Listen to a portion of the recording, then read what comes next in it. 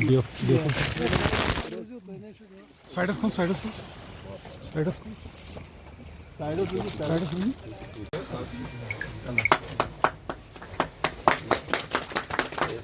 صاحب کا منہ میٹھا کرائیے نا ڈیفو صاحب کا زیادہ تو پھر چلیے جی پورا ہی لیجیے جو پکنک اسپاٹ ہے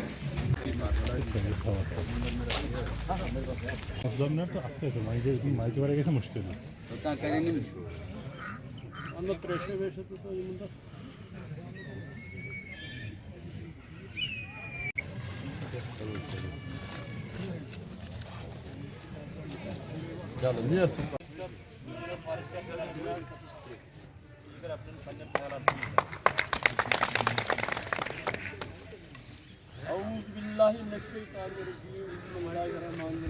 چاہے پولیس ہو، پیراملٹری فورس ہو یا آرمی ہو، مل کے امن، ترقی اور خوشحالی کے لیے کام کریں گے.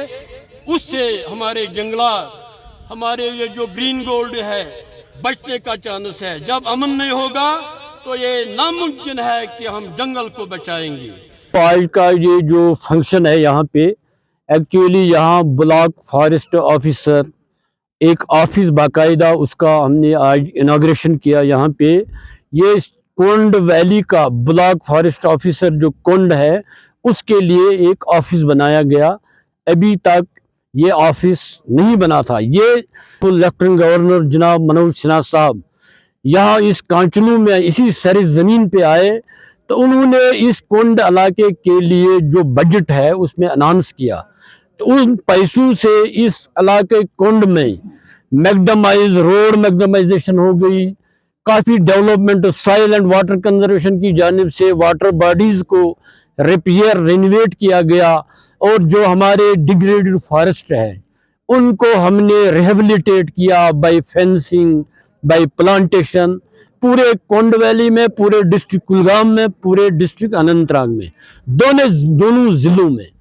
جب سے آنریبل لیفٹیننٹ گورنر جناب منوج سنہا صاحب نے، کیونکہ فلو سے یعنی کہ سچائی جو ہے وہ بولنی چاہیے، اس ڈیٹ سے جب سے آنریبل لیفٹیننٹ گورنر جناب منوج سنہا صاحب نے جموں کشمیر کا چارج سنبھالا تو ہر سیکٹر میں جموں کشمیر ترقی کی لحاظ سے آگے بڑھ رہا ہے. چاہے بجلی ہو، چاہے روڈ کنیکٹیوٹی ہو، چاہے ایگریکلچر ہو، چاہے ہارٹی کلچر ہو، چاہے فارسٹ ہو. فارسٹ کی میں being A D F O Anantnag and soil and water conservation officer میں یہ بات باور کرنا چاہتا ہوں کہ پورے ڈسٹرکٹ کلگام اور اننت ناگ میں 2019 سے کنٹینیوسلی جو ہمیں ٹارگٹ دیا گیا تھا تو کل ملا کے ہم نے اس ضلع اننت ناگ اور کلگام میں 12,07,114 جو پلانٹ کا ٹارگٹ دیا گیا تھا وہ ہم نے مکمل کر لیا. اسی طرح ہم نے ٹریک روٹس بنائے جو پہلے دور میں نہیں بنتے تھے. ان ٹریک روٹس کا کیا مطلب ہے؟